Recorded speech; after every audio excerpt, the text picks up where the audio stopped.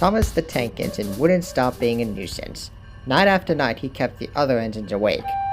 "I'm tired of stunting around here, stuck at Ashburn. I want to see the island." The other engines didn't take much notice, for Thomas was a little engine with a long tongue. But one night, Clydesdale came to the set. He was a kind little diesel and felt sorry for Thomas. So that night, he offered Thomas a deal. "Hey, I have a train to harbor tomorrow. If you take them, I'll take over stunting duties for the day." "Thank you," said Thomas. "That will be nice." The next morning, Clydesdale and Thomas asked their drivers, and when they said yes, Thomas ran off happily to find Clydesdale's trucks.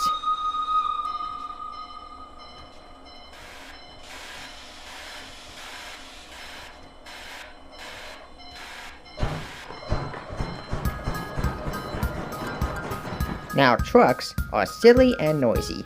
They talk a lot and don't attend to what they are doing, and I'm sorry to say they play tricks on an engine who is not used to them.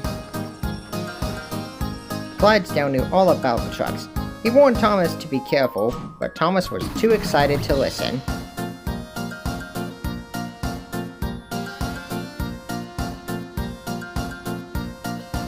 The Stunter fastened the last coupling, and Thomas was ready to go. The guard blew his whistle. "Beep beep," answered Thomas, and started off. But the trucks weren't ready. "Whoa, whoa," they screamed. "Wait, Thomas, wait!" But Thomas wouldn't wait. Come on, he huffed. "Alright, don't fuss, Thomas," grumbled the trucks.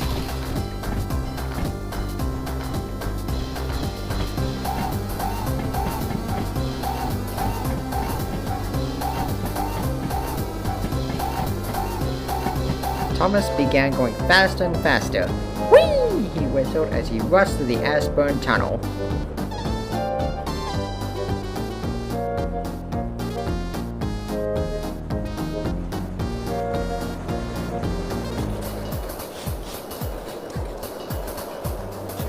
"Hurry, hurry, hurry," called Thomas. He was feeling very proud of himself, but the trucks flew crosser and crosser.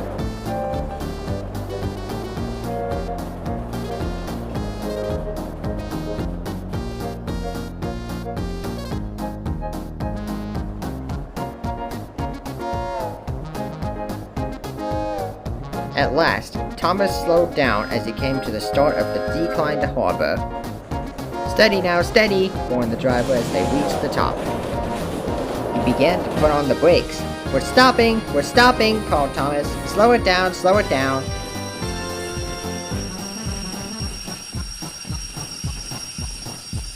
"No, no, no," answered the trucks, bumping into each other. Go on, go on!"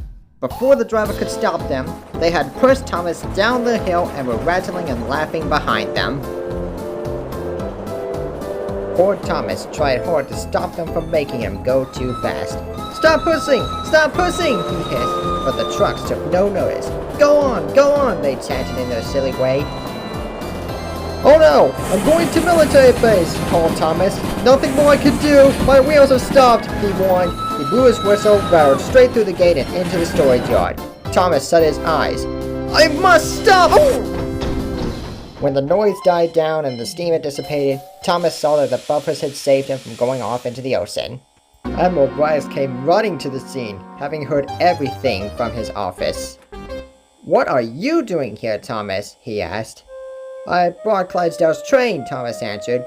"Well, why'd you come so fast?" "I didn't mean to. I was pushed," said Thomas. "Were you looking to pull a train for once?" "Yes, sir," he replied. "Well, you've got a lot to learn about trucks then, little Thomas.